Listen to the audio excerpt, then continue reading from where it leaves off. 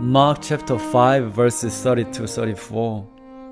And Jesus, immediately knowing in himself that power had gone out of him, turned around in the crowd and said, "Who touched my cloth?" But his disciples said to him, "You see the multitude thronging you, and you say, 'Who touched me?'" And he looked around to see her who had done this thing. But the woman, fearing and trembling, knowing what had happened to her, came and fell down before him and told him the whole truth. And he said to her, "Daughter, your faith has made you well. Go in peace and be healed of your affliction." On that day, there were many listening to Jesus in the crowd. Countless people brushed up against him or reached out to touch his garment. But this woman was the only one who was healed by doing so. It is the same today. Many are unaware that the message they hear can bring healing. The woman knew that she had been healed. Afraid of causing trouble, she did not want others to know who she was and what she had done. But Jesus had another plan. He did not want her to leave that place having experienced only physical healing. That's why he revealed what had happened to the public. "Who touched me?" he asked. Trembling with fear, she fell in front of Jesus and told him everything. Can you imagine how angry the people were?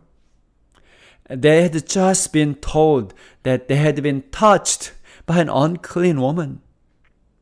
Terrified, she cowered under their furious glares, but Jesus proclaimed the gospel to her.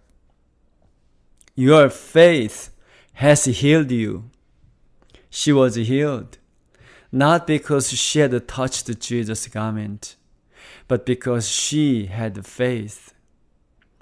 The word healed can be translated as made whole or saved. It was Jesus' purpose to make her whole, to restore her completely. For this reason, Jesus revealed what she had done to the public. It was a proclamation of freedom from 12 years of bleeding. It was a proclamation of freedom from 12 years of emotional pain. It was a proclamation of freedom from sin. He came to this earth to touch the unclean and be touched by them. He came to eradicate all uncleanness, and he was victorious. Sin is what contaminates us the most. It causes an uncleanness so deep that nothing in this world can overcome it. Only the blood of Jesus has power to remove its curse. How I love Jesus, who has made us clean with his blood, saved us by our faith, and exalted us. Today, we hear the voice of Jesus proclaiming the same good news to us. "Daughter, your faith has healed you. Go in peace and be freed from your suffering. Son, your faith has healed you. Go in peace and be freed from your suffering."